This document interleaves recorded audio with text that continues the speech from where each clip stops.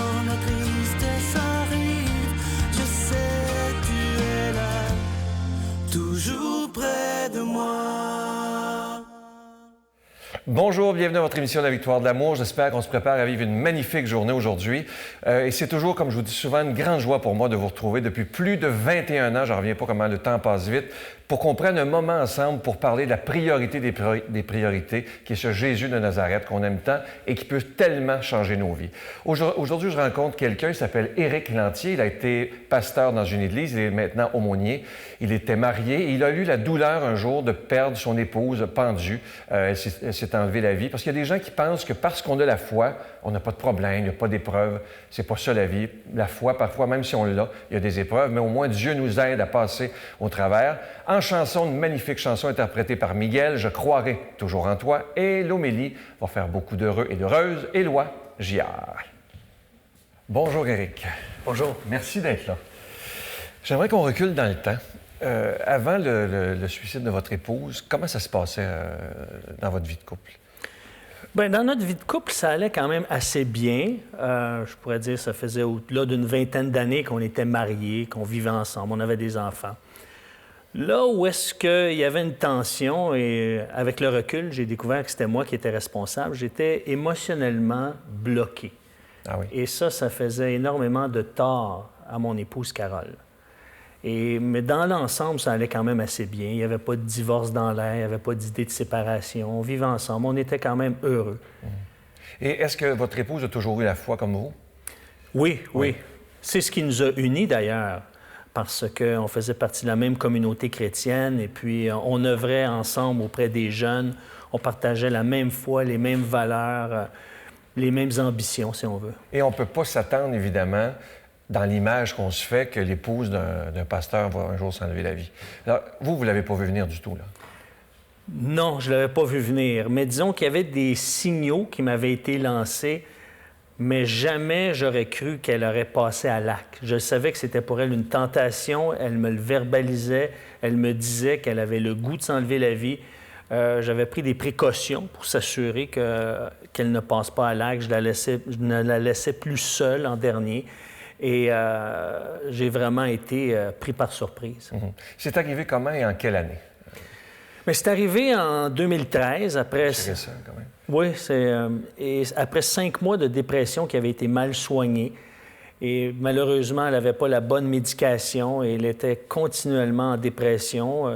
Ses douleurs au ventre, ses malaises, son anxiété la hantaient.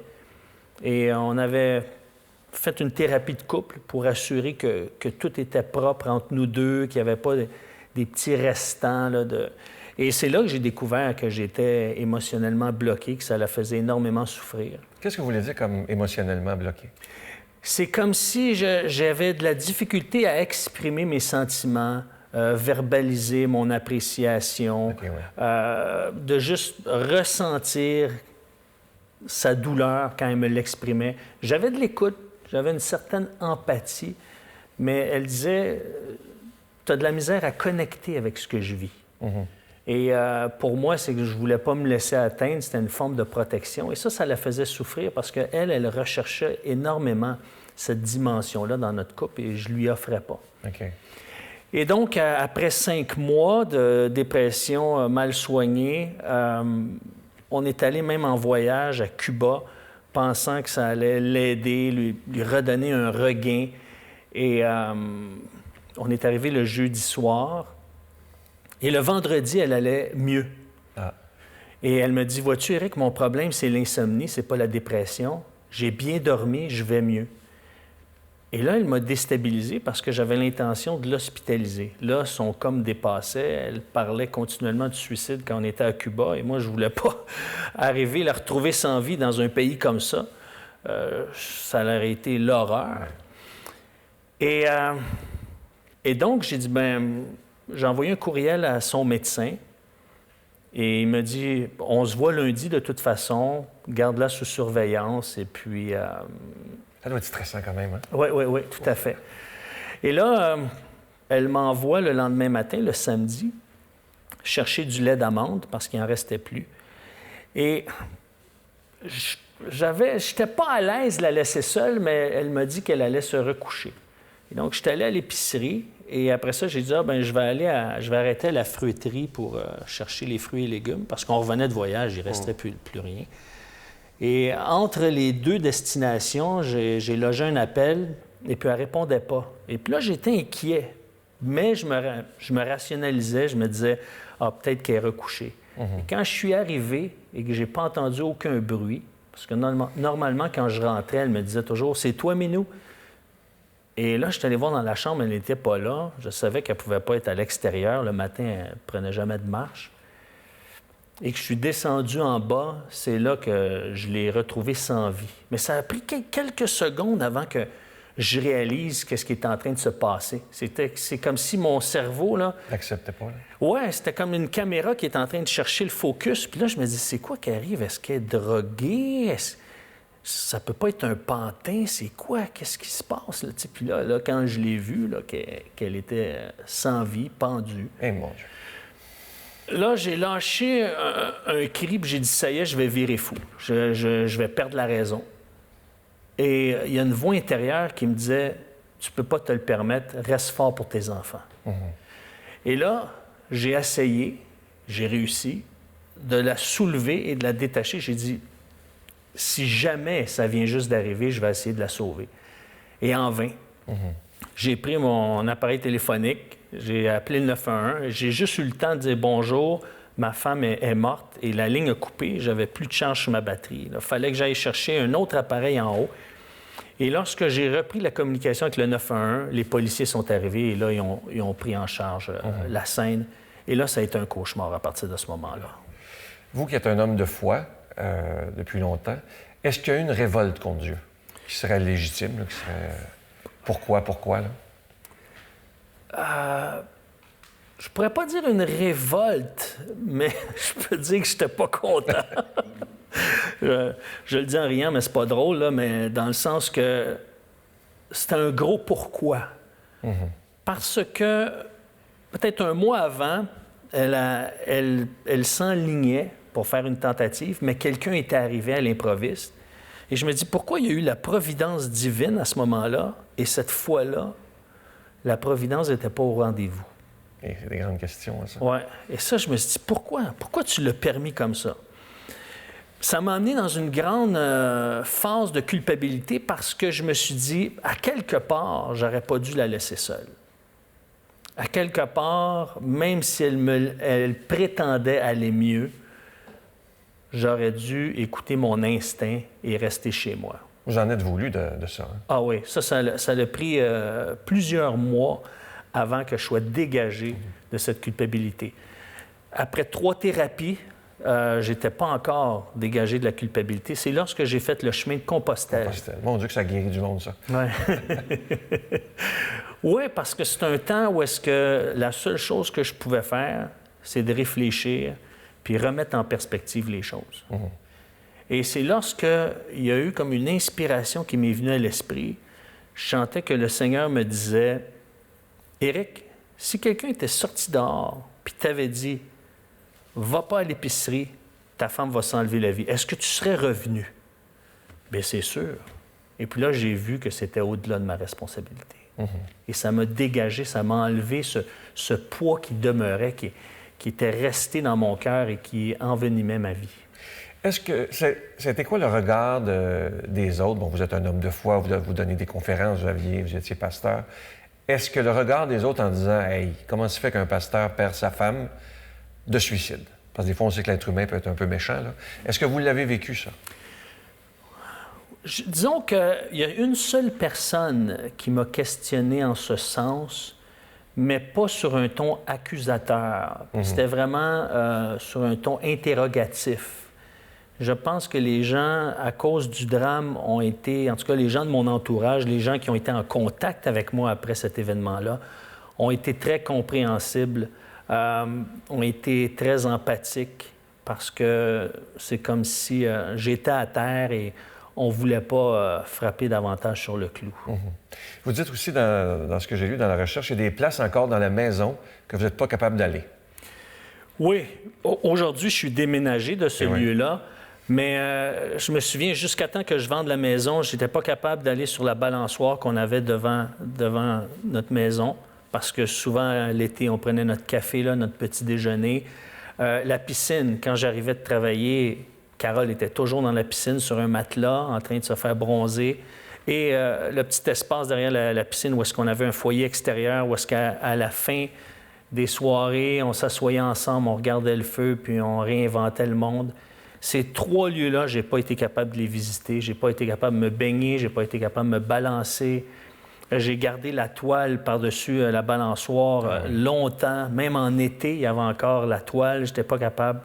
Le foyer, j'étais incapable également. C'était des lieux où est-ce que ça me mettait trop en connexion, en relation intime avec Carole et j'étais pas capable. Lui avez-vous pardonné à Carole? Oui, j'ai pardonné, mais je me souviens, là, c'est clair, c'est une photo qui est gravée dans ma tête. Et je disais au Seigneur, j'aimerais tellement pouvoir dire à Carole, excusez l'expression, mais dans quelle merde tu m'as placé? Mm-hmm. Parce qu'en plus de ma douleur, je devais composer avec la douleur de mes enfants, puis je me sentais pas la force d'être là pour eux, comme j'aurais voulu, parce que je devais aussi prendre soin de mes propres blessures et je voyais tous les dommages que ça a causé dans la vie de mes enfants. Qu'est-ce qui s'est passé justement avec les... Quel âge qu'il avait quand c'est arrivé?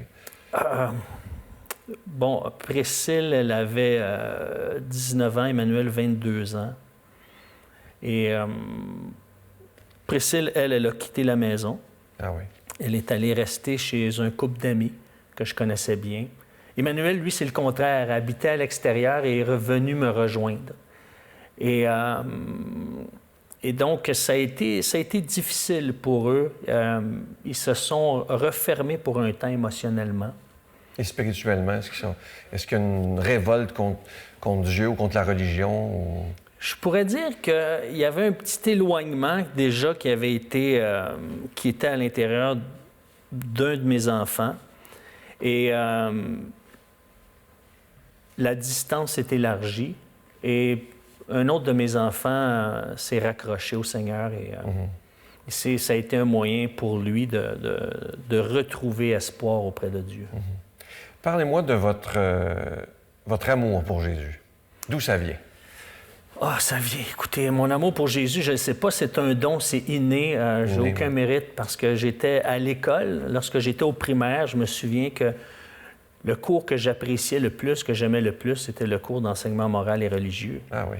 C'était le cours que je questionnais les enseignantes et puis j'avais soif. J'aimais échanger, j'aimais entendre les histoires de Jésus, j'aimais exprimer ma foi. Et même dans la cour d'école, des fois, je me souviens, je disais à mes amis, mais on ne peut pas faire ça, on l'a appris dans notre cours d'enseignement religieux, c'est pas selon Dieu. Et puis, C'est beau.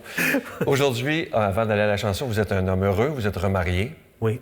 Et j'aimerais à la fin, si vous acceptez, à la toute fin de l'émission avec Éloi qui est ici, Éloi Giard, qu'on puisse faire une prière pour tous ceux qui souffrent à la maison, parce qu'il y en a beaucoup qui pensent peut-être au suicide, qui pensent peut-être à vivre des choses pas très, très drôles. Là. Alors, restez là jusqu'à la fin et Éric et Éloi et moi, on va prier pour chacune d'entre vous. Je t'offre une très belle chanson interprétée par Miguel. Écoutez bien les paroles. « Je croirai toujours en toi ».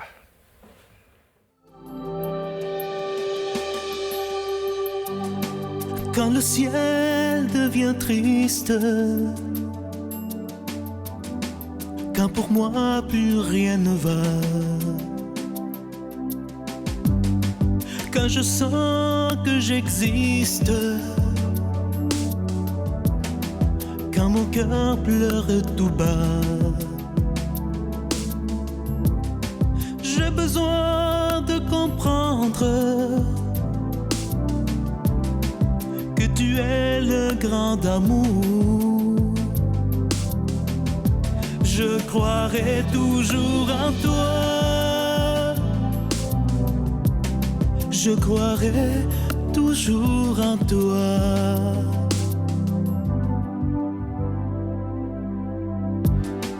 On te prie, on te chante depuis le début de temps. Les plaisirs qu'on invente passent tous avec les ans. Faudrait bien qu'on réapprenne comme il est grand de donner, qu'il faut croire toujours en toi. Je croirai toujours en toi. Pour moi, même si on dit que je suis démodé, je vis de l'amour que t'es venu nous enseigner pour nous aimer.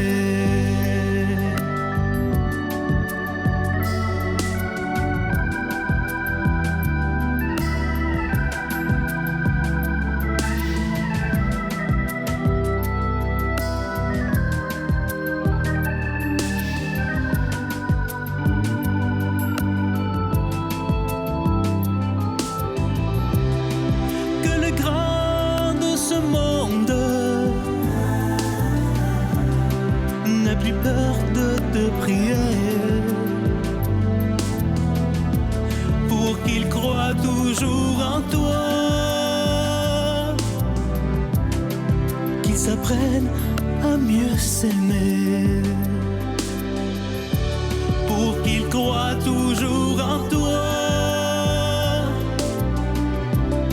Je croirai toujours en toi.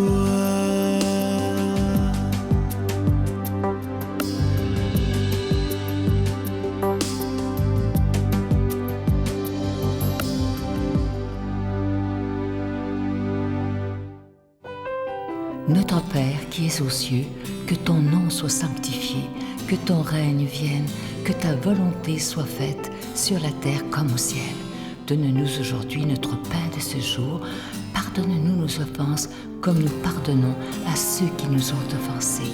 Ne nous laisse pas entrer en tentation, mais délivre-nous du mal, car c'est à toi qu'appartient le règne, la puissance et la gloire pour les siècles des siècles. Amen. Poursuivez votre cheminement spirituel avec l'équipe de la Victoire de l'Amour avec, entre autres, l'abbé Robert Jolicoeur, Brigitte Bédard, l'abbé Éloi Giard, Pierre Faubert, psychologue, le docteur Gaëtan Brouillard, l'abbé Donald Thompson, le père Yvon Sanson, Sylvain Charon-Serangel et plusieurs autres, du lundi au vendredi à 5h15 et le samedi à 5h45 sur le réseau TVA ou à l'heure qui vous convient sur notre application gratuite, sur vos tablettes ou téléphones intelligents et aussi sur notre site web. Une belle façon de commencer sa journée dans la joie et la sérénité. Cher Éloi, ça va bien? Oui, merci d'être là. Oui. Comme tu le sais, au mois d'octobre, il n'y a pas de cadeau du mois. On invite les gens à faire un don, mais gratuitement. Et je sais que pour toi, c'est important d'être capable de donner sans rien attendre en retour. Ça, c'est l'amour, hein? Oh, c'est le Christ sur la croix qui donne totalement, puis il fait confiance au Père là-dedans. L'autre jour, j'ai reçu, à la même journée au presbytère, j'ai reçu 5 demandes d'organismes différents par le courrier. 5 demandes de dons. Tous des bons organismes. Mm-hmm. Mais je me disais aussi, le cœur a ses raisons. On connaît l'expression. Et quand je regarde la Victoire de l'amour, je me dis, pour nous, pour ceux qui viendront après nous, là, c'est vraiment une occasion de laisser parler notre cœur, donner gratuitement et le faire avec plaisir et le dire aux gens autour de nous. Moi, je pense que c'est important, ça. Ben, voilà, moi, c'est là-dessus que je veux inviter donner les gratuitement. gens. Avec le cœur, le faire avec le cœur. Puis merci d'être là, cher Bien, Éloi. c'est moi qui te remercie. Je vais vous donner l'adresse maintenant en vous remerciant de tout cœur de donner en ce mois-ci sans rien attendre en retour. Le plus beau cadeau qu'on peut vous donner, c'est de vous donner des émissions 7 jours par semaine. Voici l'adresse, la Victoire de l'Amour, casier postal 120, succursale Boucherville à Boucherville, le J4B 56. Également par téléphone, par carte de crédit, du lundi au vendredi de 8h30 à 16h30 dans le 514-523-4433, 523-4433 ou sans frais le 1-888-811-9291. 1-888-811-9291 et aussi sur notre site Internet. C'est une façon très sécure de faire votre don, le www.lavictoiredelamour.org. Moi, je vous remercie de tout mon cœur de donner des mains à la Providence. C'est toujours inquiétant quand il n'y a pas de cadeau du mois, mais je mets ma confiance totalement en ce Jésus qui est le Prince de la paix, que j'aime appeler le Maître de l'impossible. Alors, merci de tout mon cœur de votre grande générosité. Merci de donner des mains à la Providence. Mon Dieu, donnez-moi la sérénité d'accepter les choses que je ne peux changer, le courage de changer les choses que je peux et la sagesse d'en connaître la différence. Amen.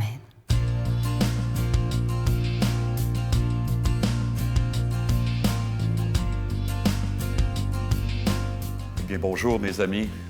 C'est une belle joie encore d'être ensemble en cette fin de semaine de l'Action de grâce. Et pourtant, on a eu le témoignage d'un homme qui a beaucoup souffert parce que sa femme est partie sans l'avertir, enfin, sans qu'il le veuille. Et on a dans l'Évangile des gens qui souffrent. Et on va voir que ça va nous aider à faire un bout de chemin. C'est l'Évangile selon Luc. Jésus, marchant vers Jérusalem, traversait la région située entre la Samarie et la Galilée. Comme il entrait dans un village, 10 lépreux vinrent à sa rencontre. Ils s'arrêtèrent à distance et lui crièrent « Jésus, Maître, prends pitié de nous !»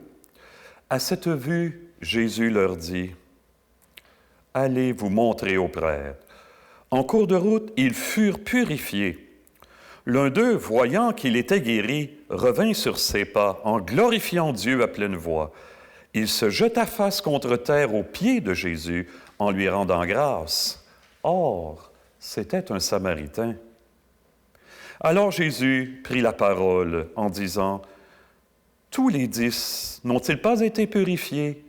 Les 9 autres, où sont-ils? » Il ne s'est trouvé parmi eux que cet étranger pour revenir sur ses pas et rendre gloire à Dieu. Jésus lui dit « Relève-toi et va, ta foi t'a sauvé. »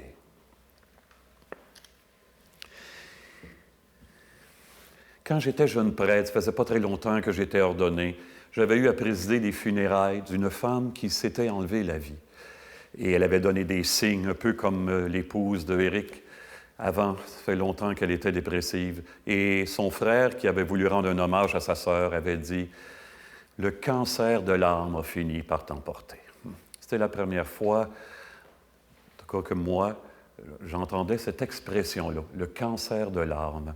La Bible ne parle pas de cancer. Je ne sais pas si la maladie avait été identifiée à l'époque, je ne pense pas, mais elle parle de la lèpre. Jésus guérit des lépreux aujourd'hui, en les voyant, dit l'Évangile. Mais la lèpre, ils sont chanceux, ces bonhommes-là, d'avoir été guéris, mais aujourd'hui, on peut la guérir, la lèpre. Alors, quelle signification de ce récit pour nous? Par exemple, quand Jésus guérit un aveugle, l'aveugle, c'est celui qui n'est pas capable de voir certains aspects de sa vie pour moi. Jésus est capable de guérir de ça. Le paralysé, il est pris dans sa peur, ça l'empêche de sortir de lui-même, d'aller de l'avant. Le lépreux, il y a quelque chose de lui qu'il n'est pas capable de voir, il ne s'accepte pas, donc il se sent exclu, quelque chose de lui qu'il ne peut pas envisager. Et donc, Jésus, voyant ces 10 lépreux, c'est bien dit que Jésus les voyant, il y aurait toute une étude, toute une analyse à faire du regard de Jésus dans l'Évangile. Le regard de Jésus qui guérit, qui déplace les choses, parce qu'il dit aux 10, c'est juste dit comme ça, Jésus les regarde et il leur dit « Allez vous montrer au prêtre ». Dans l'Évangile, quand Jésus guérit, souvent il déplace. Il va prendre le sourd-muet, il l'amène à l'écart. Il va dire à l'aveugle, il met de la boue sur ses yeux, « Va te laver à la piscine de Siloé », pour montrer qu'il y a un déplacement intérieur. Et là, les 10 sont guéris, il y en a un seul qui revient. Jésus est un peu surpris de ça. 1 sur 10, c'est quand même une bonne moyenne. Je me souviens d'un confrère âgé qui disait, en commentant le premier discours de Pierre après la résurrection dans les Actes des Apôtres, « Un homélie, 3000 conversions cette journée-là, 3000 baptêmes. » Et il dit, « Moi, ça fait bien 3000 homélies que je fais, aucune conversion. » Alors Jésus, c'est pas si mal, 1 sur 10 qui revient. Mais Jésus, il dit, « Les 10 n'ont-ils pas tous été guéris? » Qu'est-ce que c'est être guéri dans l'Évangile? C'est plus qu'être guéri physiquement. c'est avoir la sensation que Dieu, que l'amour de Dieu est en train de tout renouveler. Il n'y a pas longtemps, j'ai accueilli un jeune, mi-vingtaine, beau grand jeune homme, bien dans sa peau, souriant, qui a fait une expérience de conversion dans un groupe de prière. Ça n'allait pas bien dans sa vie. Et je sentais très bien, à l'écouter, comment l'amour était en train de tout recomposer la dynamique de sa vie. Est-ce que c'est pas ça, être sauvé? Va, ta foi t'a sauvé. L'amour dans sa vie est en train de tout réinventer les choses autrement. En tout cas, ça lui donnait le goût de rayonner. Va, ta foi t'a sauvé. De rayonner, d'être un émetteur de vie d'une nouvelle manière. Vous savez, je suis frappé de plus en plus dans notre société. J'entends les choses. Quand tu es proche des gens, tu vois ce qui se passe dans les milieux. Hein? Je suis frappé par les divisions qu'il y a dans les familles de plus en plus.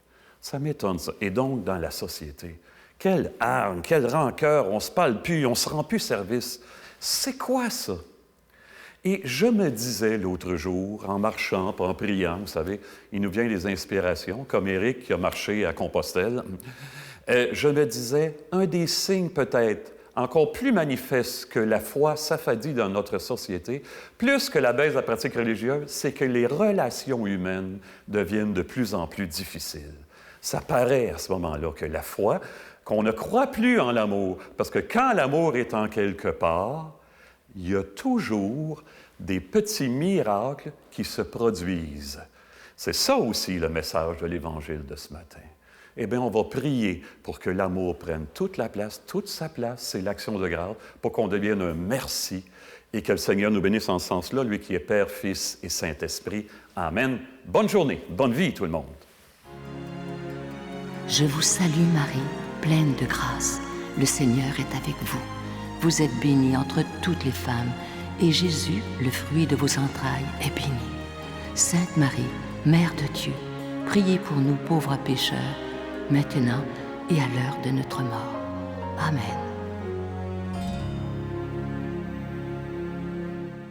Donne-moi rendez-vous dans l'éternité, qu'il faut croire toujours en toi.